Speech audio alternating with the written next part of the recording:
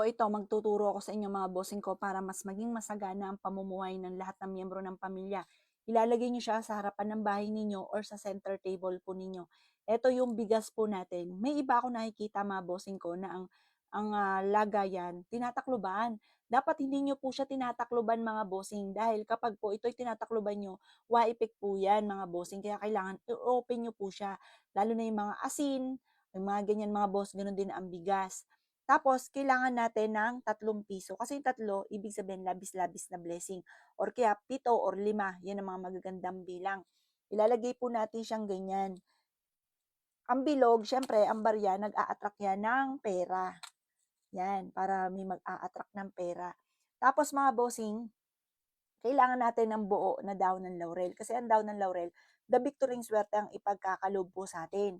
Tapos ito, nagtataboy po yan ng mga bad spirit na maaaring yan ang mga nagiging dahilan yung mga bad spirit na yan na tuloy-tuloy, parang walang pasintabi. Siyempre, mga bad nga po sila. Wala silang pasintabi na tuloy-tuloy sa loob ng bahay natin. Kaya kailangan natin ng pangontra sa mga malas.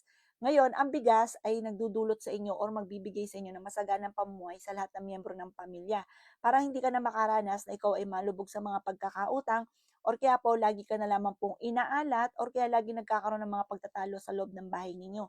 Tapos yung barya, 'di ba, metal po 'yan. Hindi ka magiging sakitin kapag gumagamit ka ng mga metal na mga pampaswerte or kaya mga borloloy na metal. Kagaya po niyan, mga borloloy. Tapos kahit yung mga passion-passion lang, kasi mga passion-passion lang din yung ginagamit ko. Kaso nga lang kapag passion-passion, lalo't acidic ka, nangingitim ka agad.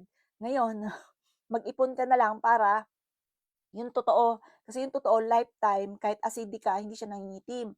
Tapos, ito naman po mga bossing ko, yung silver. Ang silver kasi, takot po dyan yung gumagamit ng kaliway, mga makukulam.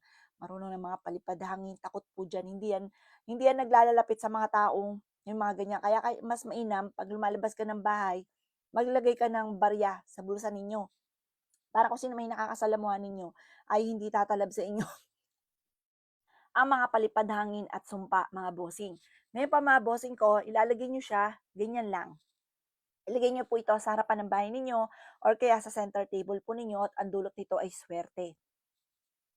Tapos mga bossing ko, para hindi masayang yung bigas po natin, kada isang buwan, isasain nyo siya, tapos huhugasan nyo po muli yung ati pong barya, tapos yung daon ng laurel, pwede nyo po siyang sunugin, tapos palitan nyo ng bago. Para bawat buwan, kumbaga, kung kapag may nahigop siya negative energy, ayan, naaalis po natin. Bawat buwan ay maswerte, may bagong oportunidad na naman.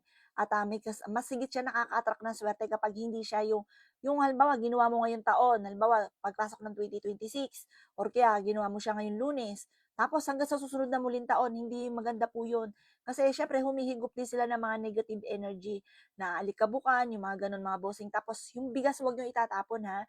Kapag po ito'y maraming bukbok, hugasan niyo lang magaling, tahipan niyo po siya para mawala yung bukbok, huwag kang magtatapon ng grasya. Masama po yun mga bossing. Tapos gawin niyo po ito, tapos lagi kang positive, tapos lalo mo sisipagan, dagdagan ng sipag at tiyaga. Naku, ewan ko na lamang. Kung di mapapasin ninyo, aba, parang mas nagiging magaan yung daloy ng swerte. Ito pa, ma-share ko lang ha. Ako pa mga bossing ko, dati-dati hindi ako gumagawa ng ganito. Ako nga po, tuwing umaga umiiyak ako, naiinis ako sa buhay ko dahil inisip ko, bakit gano'n? Masipag at matyaga naman ako pero lagi pa rin minamalas, yung mga gano'n. Hindi po pala sapat yung sipag-sipag, tiyaga-tiyaga lang. Dapat meron tayong pantaboy ng malas at panghatak ng swerte, kagaya ng mga ganito, simple mga pamamaraan. Tapos nung gumawa ko ng ganito, yun nga, yung mga nagagawa ko yung mga bagay na hindi ko inaasahan, may bigla akong naiisip tapos ginagawa ko siya tapos hindi ko inasahan na sinuswerte pala sa mga gano'n. Yung mga gano'n mga bossing, kaya mas mainam gawin niyo na po ito. Dahil ito po napaka-epektibo. Basta lagi kang positive tapos sipag at tiyaga lamang. Tapos lagi niyong sasabayan ng magkakaroon ako maraming pera. Basta yung lagi niyong gustong mangyari, yun ang lagi niyong sasabihin.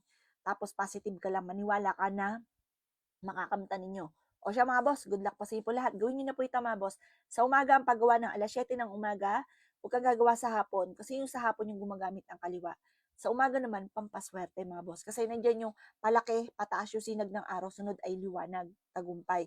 Tapos sa kanluran naman, dyan po mga bossing ko sa hapon, pag taglubog yung sinag ng araw, tas tunod tagdilim. Hindi po maganda po yun. Dito tayo sa pampaswerte mga bossing.